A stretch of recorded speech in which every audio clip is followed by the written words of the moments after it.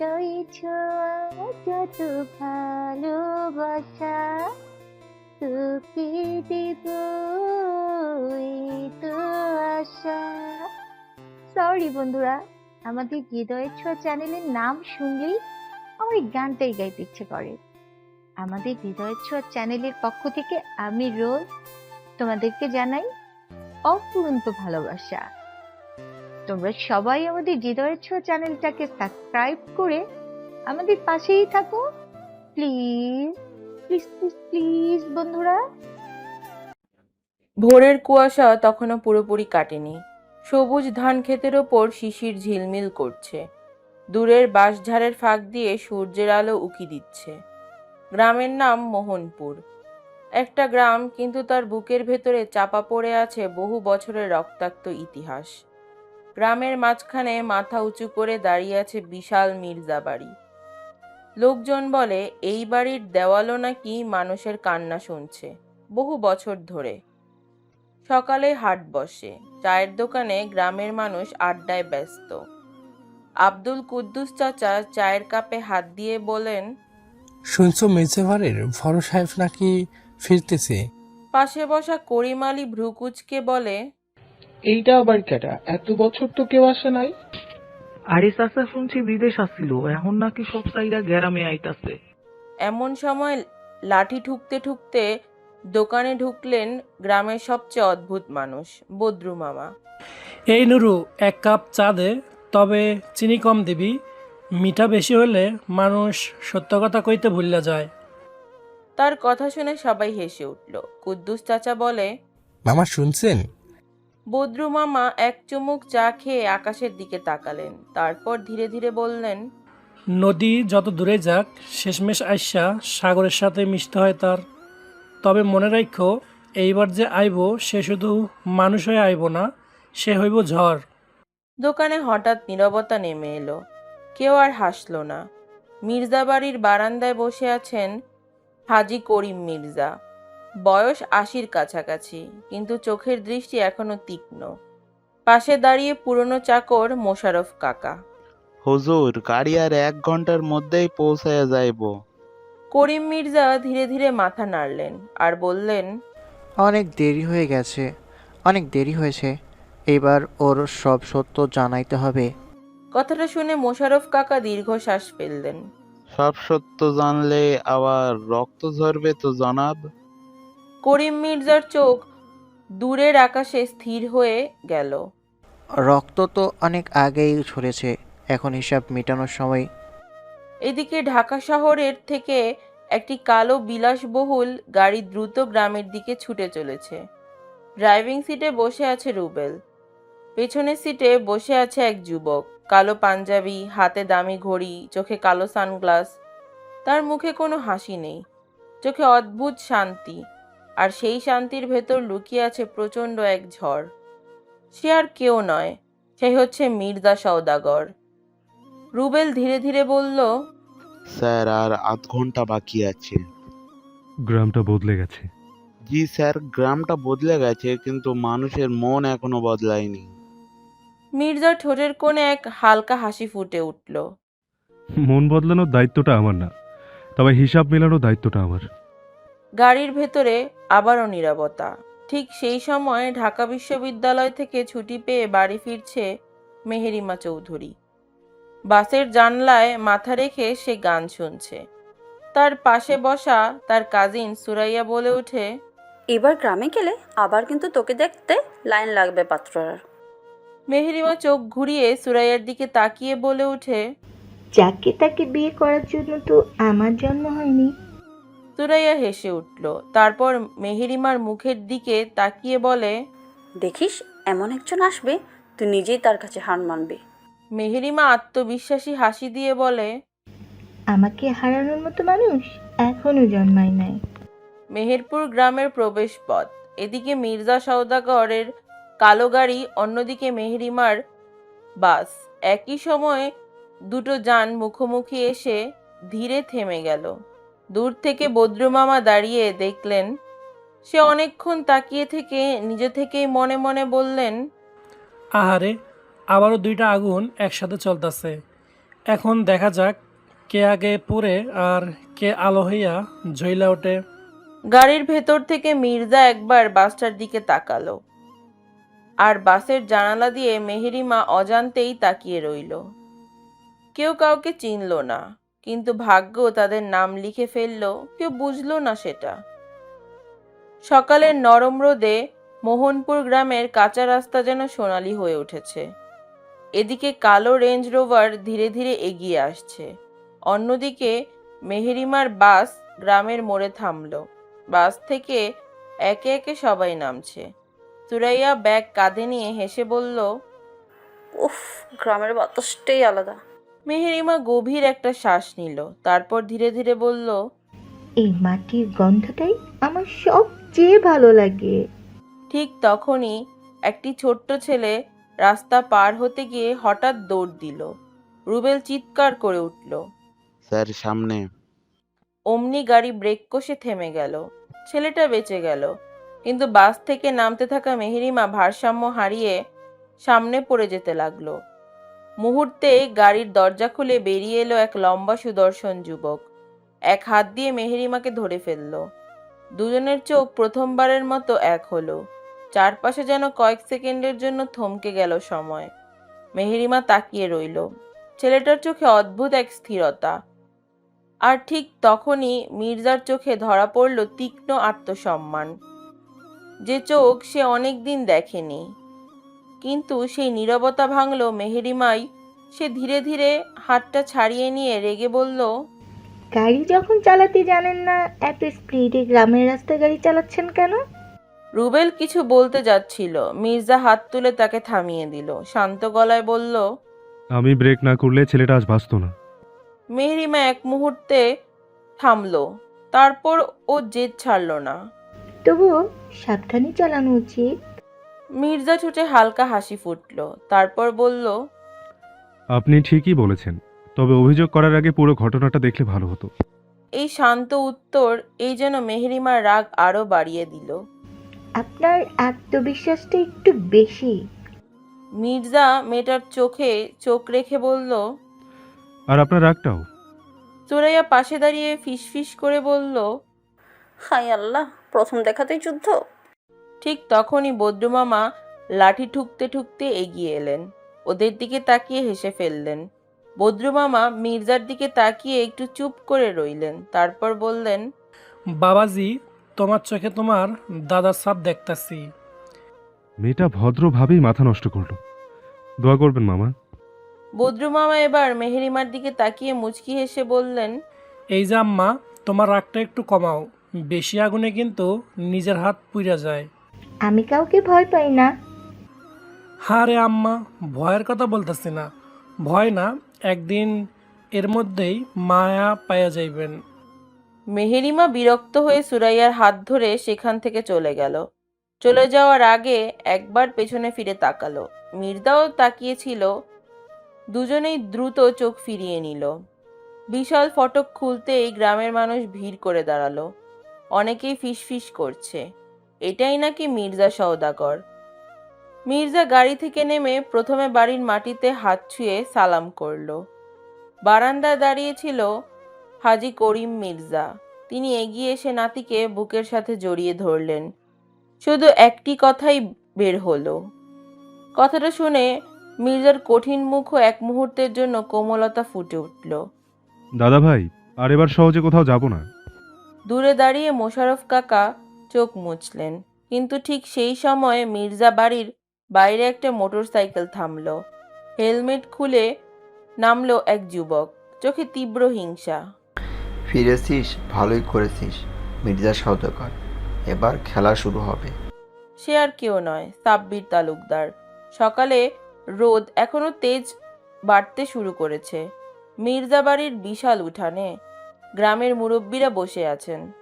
হাজি করিম মির্জা সবাইকে বললেন, আজ থেকে আমার নাতি সব ব্যবসার দায়িত্ব নেবে। তোমরা ওরে নিজের ছেলের মতোই দেখবে। গ্রামের সবাই মাথা নাড়ল, কিন্তু ভেতরের এক কোনায় দাঁড়িয়ে সাব্বির তালুকদার ঠোঁট বাঁকিয়ে হাসল। দেখমু কতদিন রাজত্ব করতে পারোস। খালাম্মা, আগে আমাকে একটু আদর করেন। আমি কি নদীতে ভেসে এসেছি নাকি? ঘর জুড়ে হাসির রোল পড়ে গেল। ঠিক তখনই মেহেরিমার বাবা আব্দুল কাদের চৌধুরী গম্ভীর মুখে ঘরে ঢুকলেন। মির্জা বাড়িতে আজকা মির্জা সওদাগরের আগমন হয়েছে, গ্রামের অনেকেই যাইব। মেহেরিমা ভ্রু কুঁচকে বলল, আমি যাব না আম্মু। কেন রে মা, তুই যেতে চাইছিস না কেন? কোনো সমস্যা হয়েছে? আজকেই রাস্তার মধ্যে দেখা হয়েছে, মনে হলো মানুষটার অহংকার আকাশ ছুঁই ছুঁই। আব্দুল কাদের কিছুক্ষণ চুপ করে থেকে বললেন, সব মানুষরে প্রথম দেখার বিচার করতে নাই মা। মেহেরিমা আর কিছু বলল না, শুধু বাবার দিকে তাকিয়ে থাকলো। অন্যদিকে মির্জা সওদাগর নিজের ঘরে ঢুকলেন। ঘরটা বহু বছর ধরে বন্ধ ছিল। পুরনো কাঠের আলমারি, দেওয়ালে ঝুলছে তার বাবা মায়ের ছবি। সে ধীরে ধীরে ছবির সামনে গিয়ে দাঁড়ালো। ছবিতে হাত বুলিয়ে ফিসফিস করে বলে উঠল, আমি ফিরেছি। এবার কেউ আর তোমাদের মৃত্যুর হিসাব এড়াতে পারবে না। সব সত্য জানার সময় আসে দাদু ভাই। মির্জা ঘুরে দাঁড়ালো। হাজী করিম মির্জা চোখ দুটো ভেজা। তিনি আলমারির গোপন ড্রয়ার খুলে একটি পুরনো চামড়ার ডায়েরি বের করলেন। ওটা মির্জার হাতে দিয়ে বললেন, এই ডায়েরির ভেতরে আছে আমাদের পরিবারের 50 বছরের ইতিহাস আর সেই বিশ্বাসঘাতকের নাম যে আমাদের সর্বনাশ করেছে। মির্জা ডায়েরিটা হাতে নিল। তার চোখের দৃষ্টি মুহূর্তেই বদলে গেল। গ্রামের বাজারে বদরু মামা চায়ের দোকানে বসে আছেন। লোকজন আবারও মির্জা সওদাগরকে নিয়ে গল্প করছে। হঠাৎ বদরু মামা আকাশের দিকে তাকিয়ে বললেন, মির্জা ফিরছে, তালুকদারের ঘুমরায়া যাইব এবার, আর চৌধুরী বাড়ির ভাগ্য বদলায়া যাইব। সবাই অবাক হয়ে তার দিকে তাকিয়ে রইল। রাত গভীর। মির্জা নিজের ঘরে বসে ডায়েরির প্রথম পাতাটা খুলল। সেখানে লাল কালিতে লেখা, যদি এই ডায়েরি তোমার হাতে পৌঁছায় তাহলে বুঝে নিও আমাদের পরিবারের শত্রু তোমার খুব কাছাকাছি। মির্জা স্থির হয়ে গেল। ঠিক তখনই ঠাস করে একটা শব্দ হলো। জানলার কাঁচ ভেঙে একটি কালো কাপড় মোড়ানো পাথর ঘরের ভেতরে এসে পড়ল। পাথরের সঙ্গে বাঁধা একটি চিরকুট। সেখানে লেখা ছিল, ফিরে এসে ভুল করেছিস মির্জা সওদাগর, এবার তোর কবর এই গ্রামেই হবে। মির্জা চিরকুটটিকে পড়ে তার ঠোঁটে ধীরে ধীরে একটি রহস্যময় হাসি ফুটে উঠল। আমি মরতে আসি নাই, হিসাব মিলাতে এসেছি। দূর আকাশে বজ্রপাত হলো, আর অন্ধকারে কেউ একজন মির্জা বাড়ির দিকে তাকিয়ে রইল। সারা রাত বৃষ্টির পর ভোরে সারা মোহনপুর গ্রামটা যেন ধুয়ে মুছে নতুন হয়ে উঠেছে।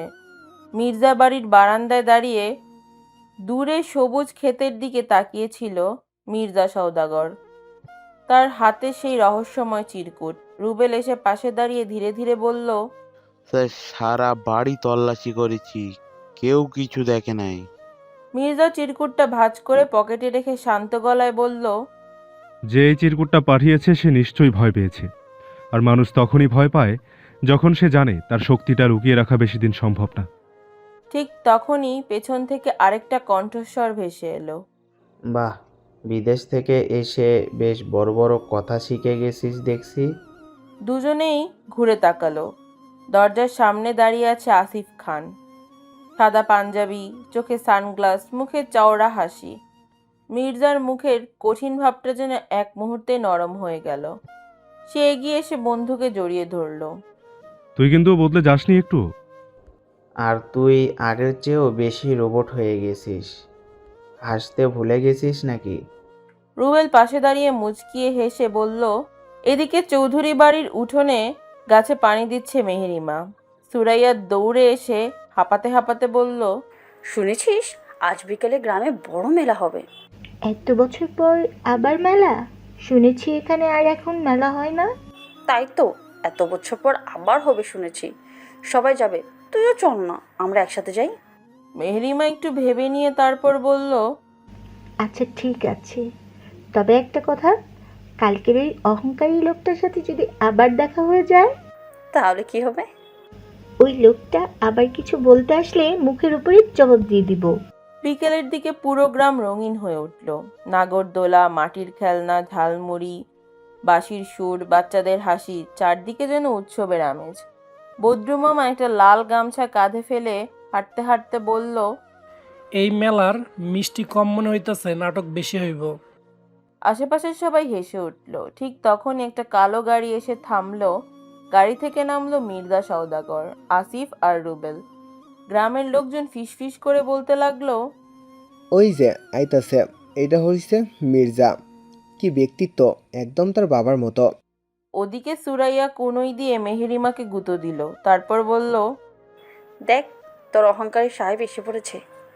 মেহেরিমা তাকিয়েই চোখ ফিরিয়ে নিল, তারপর বলল, ওই লোকটাকে দেখার কিছুই নাই। একটি ছোট্ট মেয়ে ভিড়ের মধ্যে দাঁড়িয়ে দাঁড়িয়ে কাঁদছিল। তার হাতে থাকা বেলুনটা উড়ে গেছে। মেয়েটা দৌড়ে রাস্তায় চলে গেল বেলুনটিকে ধরার জন্য। ঠিক তখন একটি মোটরসাইকেল দ্রুত এগিয়ে আসছিল। মির্জা এক দৌড়ে গিয়ে শিশুটিকে টান দিয়ে কোলে তুলে নিল। মোটরসাইকেলটি পাশ দিয়ে বেরিয়ে গেল। দূর থেকে এই দৃশ্যটি দেখে চারদিকে হাততালি পড়ে গেল।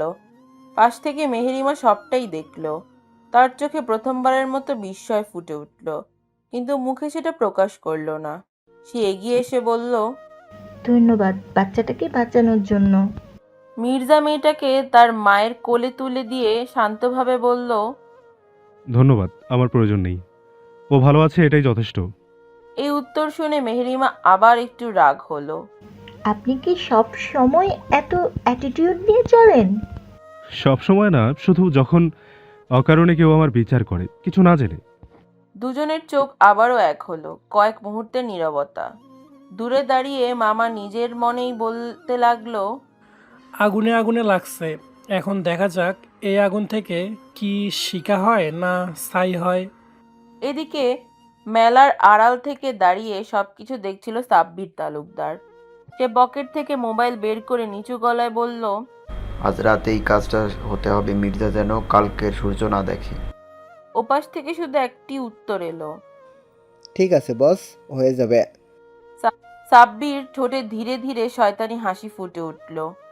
আর ঠিক সেই মুহূর্তেই দূরে দাঁড়িয়ে থাকা মির্জা সওদাগরের চোখ যেন এক মুহূর্তের জন্য সাব্বিরের চোখের সঙ্গে মিলে গেল।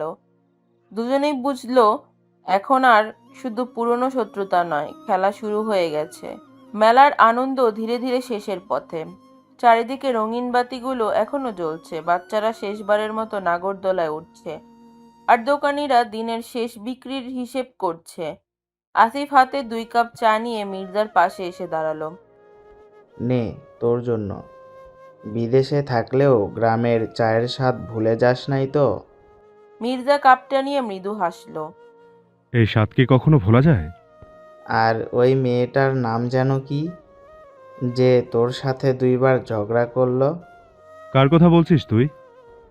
এই যে বড় বড় চোখ, নাকের ডগায় রাগ। ও অচেনা এক মানুষ, এর বেশি কিছুই না। তোরে আমি চিনি।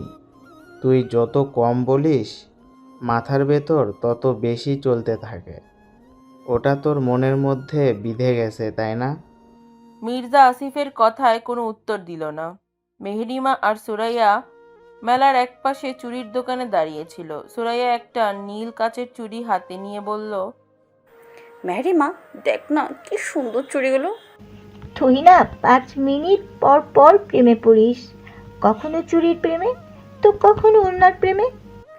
আরে জীবনটা সুন্দর করে বাঁচতে হলে এরকম করতে হয়। দুজনেই হেসে উঠল। ঠিক তখনই একজন মুখোশ পরা লোক ভিড়ের মধ্য দিয়ে দ্রুত এগিয়ে গেল। মেহেরিমার চোখে পড়লেও সে গুরুত্ব দিল না।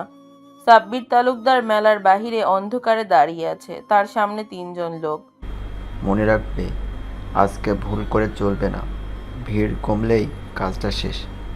একজন জিজ্ঞেস করলো, বস, যদি কেউ মাঝখানে আসে? তাহলে তাকিয়ে সরিয়ে দিবি। রাত বেড়েছে, মেলা প্রায় ফাঁকা। মির্জা, আসিফ আর রুবেল গাড়ির দিকে হাঁটছে। হঠাৎ ঠাস করে একটি শব্দ, একটা গুলির শব্দ রাতের নীরবতা চিরে দিল। রুবেল চিৎকার করে উঠল। স্যার নিচু হন, কেউ একজন আসছে। মির্জা মুহূর্তেই ঢুকে পড়ল ভিড়ে। আসিফ পাশের বাসের আড়ালে আশ্রয় নিল। দ্বিতীয় গুলি ছুটে এলো। লোকজন চিৎকার করে দৌড়তে শুরু করলো। মহিলারা বাচ্চাদের নিয়ে ছুটছে। মেলার আনন্দ মুহূর্তে আতঙ্কে বদলে গেল। মেহেরিমা চারদিকে তাকালো। সুরাইয়া, আমার হাত ধর। কিন্তু ভিড়ের চাপে দুজন আলাদা হয়ে গেল। সুরাইয়া, কোথায় তুই? ঠিক তখনই সে দেখলো একজন সশস্ত্র লোক তার দিকে দৌড়ে আসছে। ভয়ে তার পা যেন মাটিতে আটকে গেল। লোকটা হাত বাড়াতেই একটা শক্ত হাত পেছন থেকে মেহেরিমার কবজি ধরে টেনে নিজের পেছনে নিয়ে এলো। মির্জা সওদাগর, তার চোখে এবার আর কোনো অ্যাটিটিউড নেই, শুধু কঠিন দৃঢ়তা। সে নিচু গলায় বলল, নিচু হয়ে থাকুন, একদম নড়বেন না।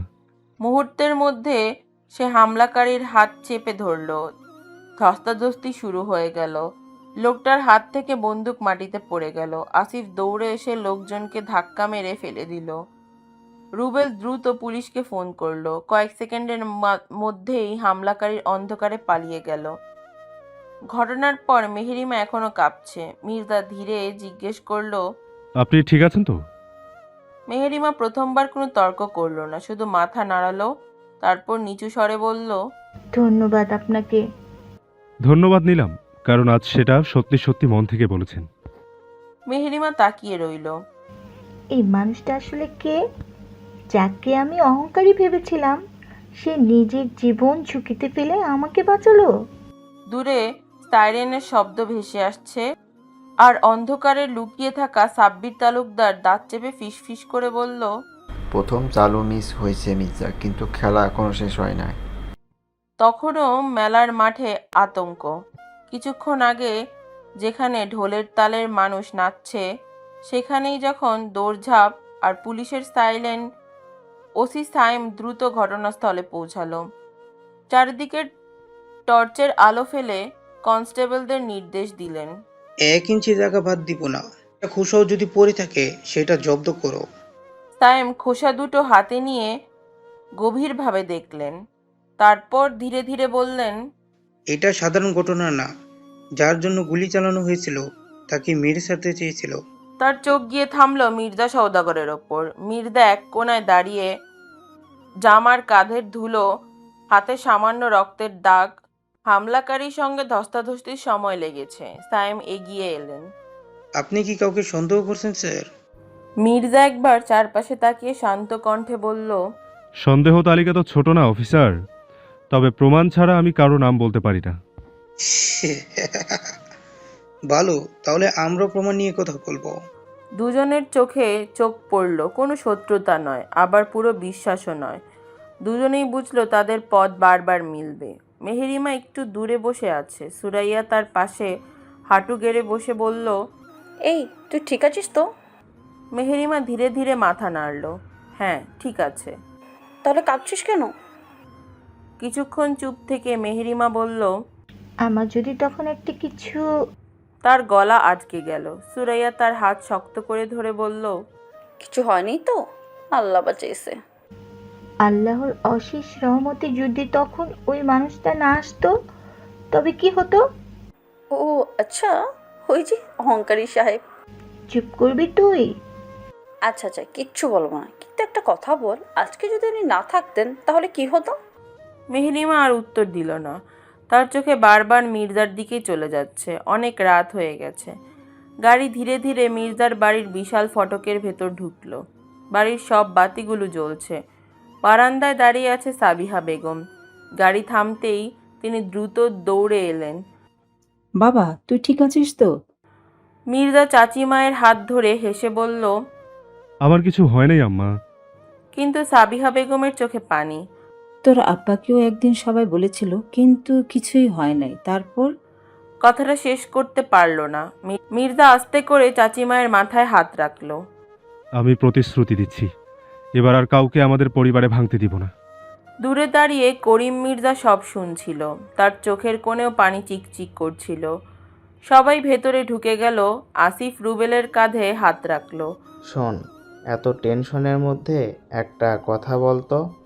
রুবেল অবাক হয়ে তাকায় আসিফের দিকে। কি কথা স্যার? ওই যে সুরাইয়া মেয়েটা, মানে ওই মেয়েটার সাথে যে ছিল, ওই মেয়ে কি সব সময় এভাবে কথা বলে? আজ তো কমই কথা বলেছে স্যার। ওই মেয়ের বেশি কথা বলা শুনলে আপনি ওখান থেকে পালাইতেন। মেয়েটা ঝড়ের মতো, কিন্তু দেখতে মন্দ না। রুবেল আসিফের দিকে তাকিয়ে থেকে চোখ টিপে বলল, বুঝেছি স্যার, আপনার শুরু হয়ে গেছে। আসিফ রুবেলের দিকে তাকিয়ে থেকে বলে ওঠে, এই বেশি বুঝিস না। দুজনেই হেসে উঠল। গ্রামের এক পুরনো পরিত্যক্ত গুদাম ঘর, সেখানে বসে আছে সাব্বির তালুকদার, তার সামনে আহত এক হামলাকারী। সাব্বির রাগের টেবিলে ঘুষি মারল। একটা মানুষকে মারতে পারলি না, অপদার্থের দল, নিজের আহত হয়ে গেলি। ওই মানুষটা সাধারণ না, হাতে বন্দুক না থাকলেও একাই দুজনের ধরা শাহী কইরা দিতে পারে। তাহলে এবার ওরে শক্তি দিয়ে না বুদ্ধি দিয়ে শেষ করব। তখন গুদামের অন্ধকার কোণ থেকে একটি ভারী কণ্ঠ ভেসে এলো। সাব্বির চমকে উঠে দাঁড়ালো। অন্ধকারে বসে থাকা লোকটার মুখ দেখা যাচ্ছে না, শুধু তার আঙুলে ঝলমল করছে মির্জা পরিবারের একটি সোনার আংটি। সাব্বির বিস্ময়ে ফিসফিস করে বলে, আপনি এখানে? লোকটা শুধু রহস্যময় হাসি হাসল। গুদামের ভেতরে কেরোসিনের বাতিটা ধপধপ করে জ্বলছে, বাইরে ঝিঝি পোকার ডাক। সাব্বির তালুকদার স্থির হয়ে তাকিয়ে আছে অন্ধকারে বসে থাকা লোকটির দিকে। লোকটার মুখ পুরোপুরি দেখা যাচ্ছে না, শুধু দেখা যাচ্ছে ডান হাতের পুরনো সোনার আংটিটা। আংটিটির উপর খোদাই করে লেখা এম। সাব্বির নিচু স্বরে বলে, আপনি এই আংটি কোথায় পেয়েছেন? লোকটা হালকা হেসে বলল, পাই না, এটা আমার। সাব্বিরের ভ্রু কোঁচকে গেল। অসম্ভব, এই ডিজাইনের আংটি তো শুধু মির্জা পরিবারের লোকজন পরে। লোকটা ধীরে ধীরে উঠে দাঁড়ালো, তার গলার স্বর ভারী। কথা শেষ করে সে দরজার দিকে হাঁটতে শুরু করলো। যাওয়ার আগে শুধু বলল, মির্জা সওদাগরকে গুলি করে মারা যাবে না। ওর সবচেয়ে বড় শক্তি ওর পরিবার, আর সবচেয়ে বড় দুর্বলতা ওটাই। লোকটা রাতের অন্ধকারে মিলিয়ে গেল। সাব্বির দাঁতে দাঁত চেপে ফিসফিস করলো, যদি পরিবারের ওপর এই আঘাত লাগে তাহলে খেলাটা আরও মজার হবে। অনেক রাত, সবাই ঘুমিয়ে পড়েছে, কিন্তু মির্জা সওদাগরের ঘরে এখনো আলো জ্বলছে। টেবিলের ওপর খোলা সে পুরনো ডায়েরির পাতাগুলো হলদে হয়ে গেছে। প্রথম পাতার নিচে লেখা, যদি সত্য জানতে চাও তাহলে কাউকে সহজে বিশ্বাস করো না। বিশ্বাসঘাতকতা সবসময় নিজের মানুষেরাই করে। মির্জা ধীরে ধীরে পরের পাতা উল্টালো। এখানে তার বাবার হাতের লেখা, আজ আমি প্রথমবার বুঝলাম শত্রু বাইরে নয়, আমার বাড়ির ভিতরেই আছে। যদি কোনোদিন আমার ছেলে এই ডায়েরি পড়ে তাহলে সে যেন প্রতিশোধের আগে সত্য খুঁজে বের করে। মির্জার বুকের ভেতরটা কেঁপে উঠল। সে ফিসফিস করে বলল, আব্বা, আপনি কি বলতে চেয়েছিলেন? কে? ভেতরে আসো। মোশাররফ কাকা ধীরে ঘরে ঢুকলেন, তার চোখে অদ্ভুত উদ্বেগ। বাবা, এত রাতে একটা কথা কইতে আসি। কি বলতে চান কাকা, বলেন। মোশাররফ কাকা কিছুক্ষণ চুপ করে থেকে বললেন, এই ডায়েরির সব কথা একদিনে পড়ো না। কিছু সত্যি আছে যেগুলো মানুষের ভিতর থেকে ভাঙ্গে। মির্জা শান্তভাবে তাকিয়ে রইল, তারপর মোশাররফ কাকার দিকে তাকিয়ে বলতে লাগলো, আমি ভাঙতে শিখিনি কাকা। মোশাররফ ধীরে কথা শেষ করে মির্জার দিকে ফিরলেন, তারপর মির্জার মুখের দিকে তাকিয়ে বললেন, তোমার বাবাও ঠিকই একটাই কথা কইছিল। চৌধুরী বাড়ি মেহেরিমার ঘুম আসছে না, সে বারবার সেই মুহূর্তের কথা ভাবছে। মির্জা যখন তাকে নিজের পেছনে টেনে নিয়েছিল, যখন বলেছিল, প্লিজ মাথা নিচু করে চোখ বন্ধ করে রাখেন। তার চোখ বন্ধ করলেই সেই দৃশ্য ভেসে উঠেছে। ঠিক তখনই সুরাইয়া দরজা ঠেলে ভিতরে ঢুকলো, হাতে 2 কাপ গরম দুধ। হেসে বলল, ঘুম আসেনি তোর, তাই তো? তুই এখনো জেগে আছিস। তোর মুখ দেখলেই বোঝা যায় তুই কিছু ভাবছিস। আরে তেমন কিছু না। সুরাইয়া খিলখিল করে হেসে উঠে মেহেরিমার মুখের দিকে তাকিয়ে বলল, ওই কিছু না কথাটাই সবচেয়ে বিপজ্জনক। এই কথা শুনে মেহেরিমা সুরাইয়াকে বালিশ ছুঁড়ে মারল। চুপ করবি তুই? দুজনেই হেসে ফেলল। তারপর সুরাইয়া একটু গম্ভীর হয়ে বলল, মেহু, একটা কথা বলি। না বললেও তুই বলবি, তাই বলেই ফেল। মানুষকে প্রথম দেখেই বিচার করা ঠিক না।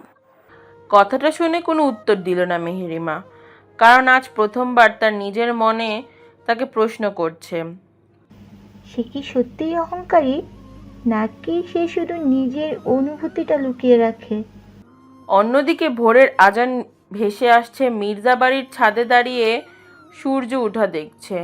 রুবেল পাশে এসে বলল, স্যার, আজকে ইউনিয়নের কয়েকজন কৃষক দেখা করতে আসবে। কি সমস্যা তাদের?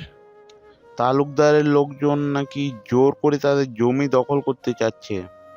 মির্জার চোখের দৃষ্টি মুহূর্তেই বদলে গেল। সে ধীরে বলল, চলো, আগে মানুষের বিচার, তারপর নিজের হিসাব। রুবেল বুঝে গেল আজ মোহনপুর গ্রামে নতুন একটা ঝড় উঠতে যাচ্ছে। ভোরের সূর্য পূর্ব দিকে উঠতে না উঠতেই মোহনপুর গ্রামের বাতাসে অদ্ভুত এক অস্থিরতা ছড়িয়ে পড়ল।